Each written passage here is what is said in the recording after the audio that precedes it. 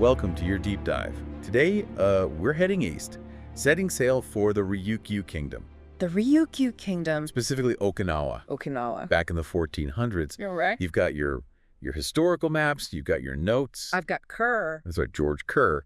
Okinawa. The history of an island people. Classic. We're here to help you navigate it. Yeah, we're going to be exploring a time when Okinawa, wasn't just a beautiful island. Right. But a really bustling hub of international trade. Mm-hmm.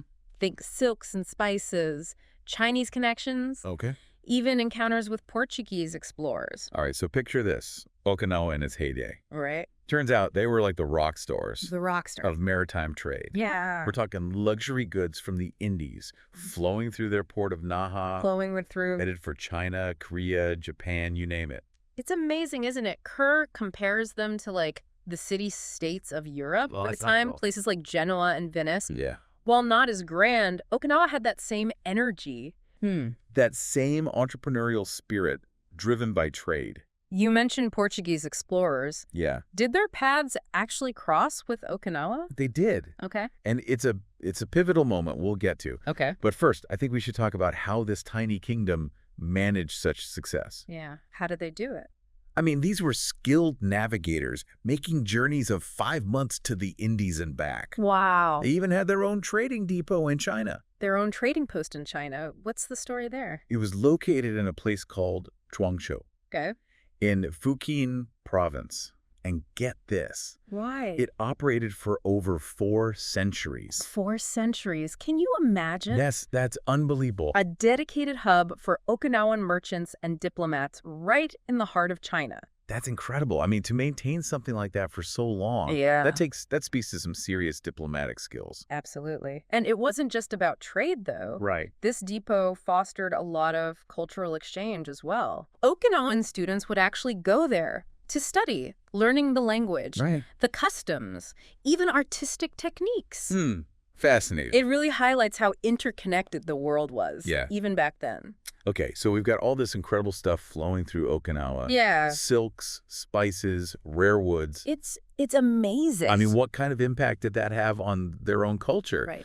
I have to imagine it wasn't just about getting rich. You're spot on. You're spot on. Right. It wasn't just about filling their coffers. Right. It fueled this vibrant cultural exchange that left a lasting mark on Okinawa. Yeah. Think bold colors, elaborate patterns. Okay. Their fashion became incredibly vibrant and diverse. And get this. Okay. They had these amazing turbans. Turban? Called hachimaki, inspired by their Southeast Asian trading partners. Okay, I'm picturing these turbans now. Yeah. Were they purely fashion?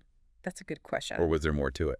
Oh, they were about way more than just looking stylish. Okay. These hachimaki became really important status symbols. Oh, wow. The quality of the fabric, the way it was wrapped. Right. It all signified a person's rank within the court. So you could tell who was who at a glance just by their headwear. And it wasn't just the hachimaki. Okay. Men would wear these decorative hairpins called kanzashi. Kanzashi. Imagine these intricate pins crafted from gold, silver, even simpler materials, depending on their social standing. It's like a visual language. Yes, it is. Of status and power woven into their everyday attire. Exactly. It's amazing how these details bring the past to life. It wasn't just trade routes and cargo. It was the way those things wove themselves into the fabric of Okinawan life. Right. But like any good story, this one has its share of drama, right? It does. All this wealth and success couldn't have come without some challenges. You're right. Prosperity often attracts unwanted attention. As Okinawa's wealth grew, so did the threat. The threat? From Japanese pirates. Okay, pirates. Known as wacko. Wacko, okay. Yeah.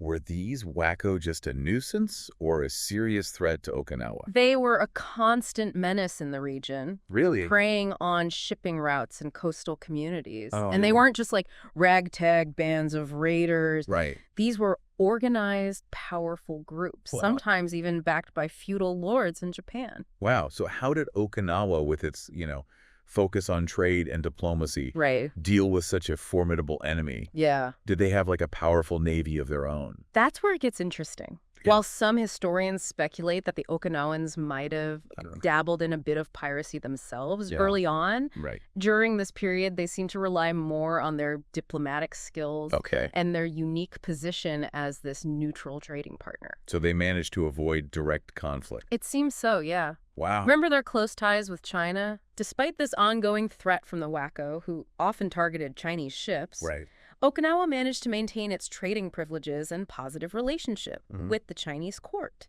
Wow. They were walking a tightrope, but they did it skillfully. It's like they were playing this high-stakes game of diplomacy.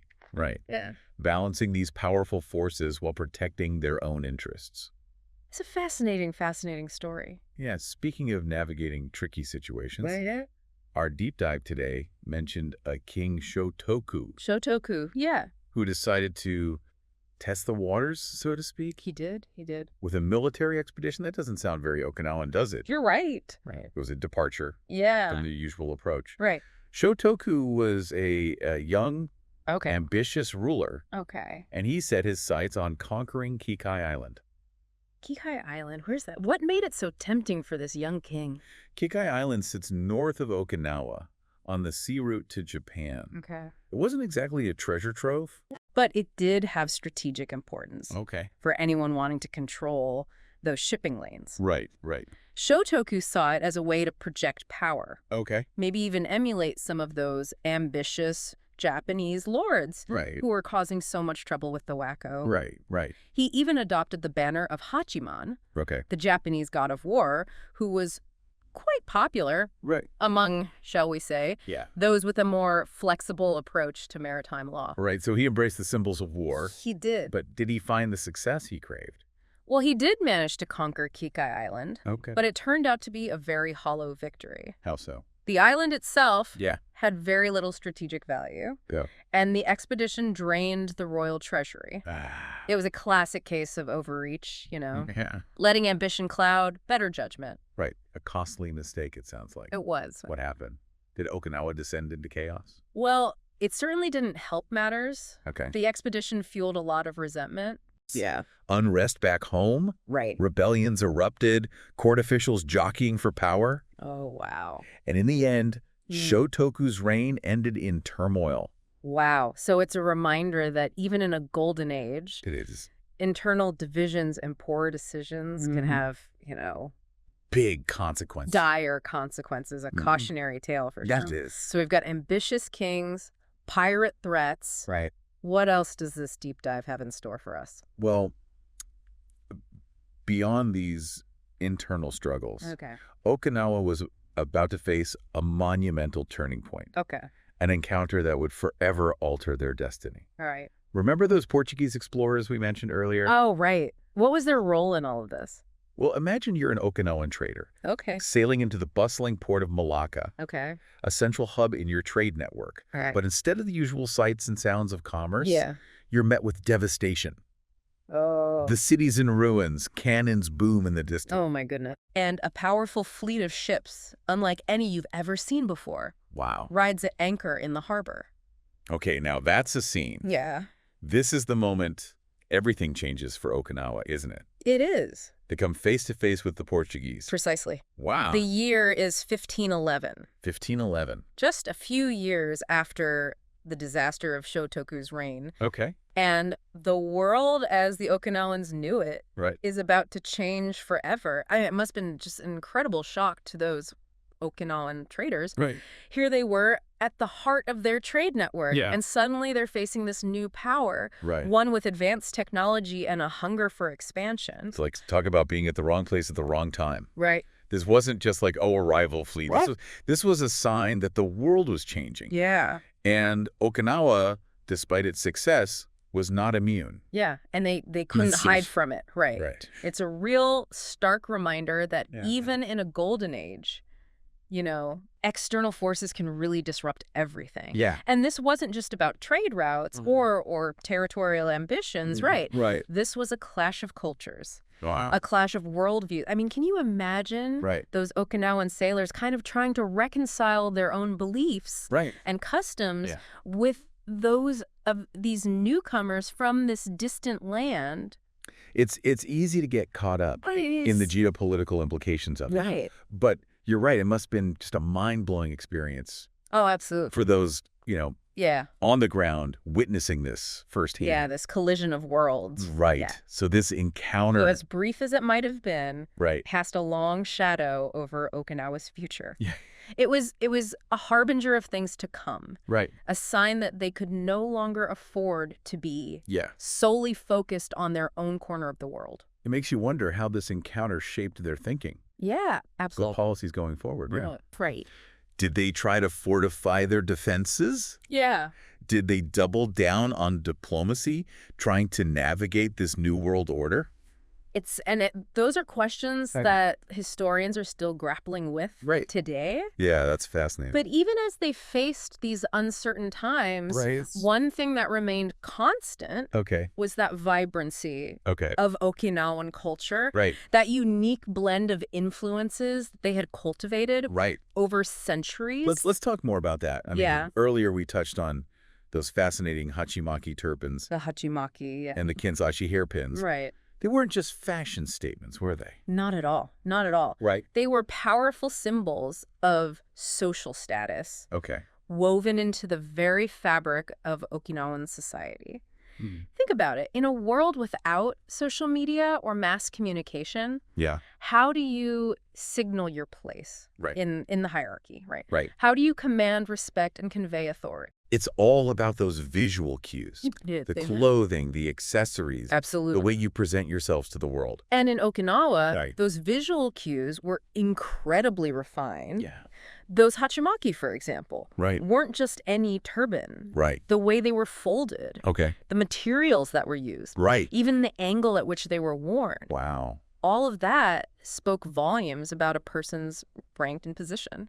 It's like a secret language, only communicated through fashion. It is, yeah. And those kanzashi hairpins, I mean, those were equally significant, right? Oh, absolutely. Absolutely. Yeah. Imagine a court gathering, officials and nobles assembled, each with their carefully placed kanzashi, crafted from gold, silver, coral, each material signifying a different level of status and prestige. It wasn't just about, personal adornment. It transcended that. It was about reinforcing the social order, making those distinctions clear at a glance.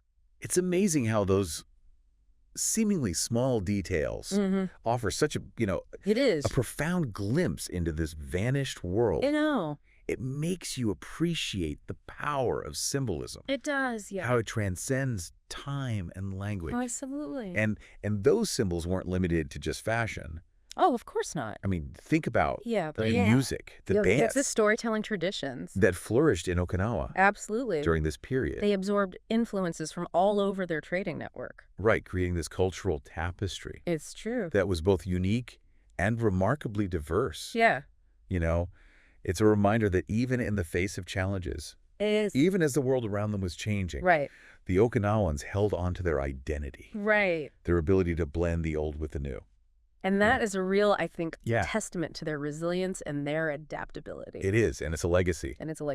That continues to this day, I mean. It does. When you think of Okinawa, what comes to mind? It's true. The vibrant textiles, the intricate crafts, the unique musical traditions. It's that spirit of openness and cultural exchange. Exactly. And those are all echoes of that golden age. It's a powerful reminder that history isn't just about, it's not just dates and events, right? Yeah. It's about this enduring legacy of the past. Absolutely. Right?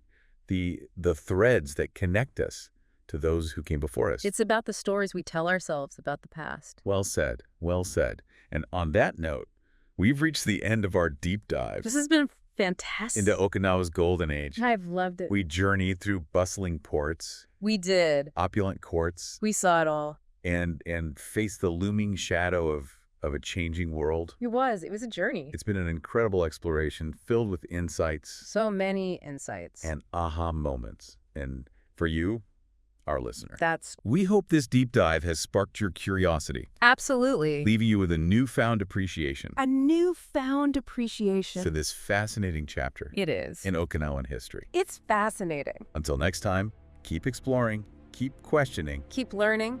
And we'll see you on our next deep dive.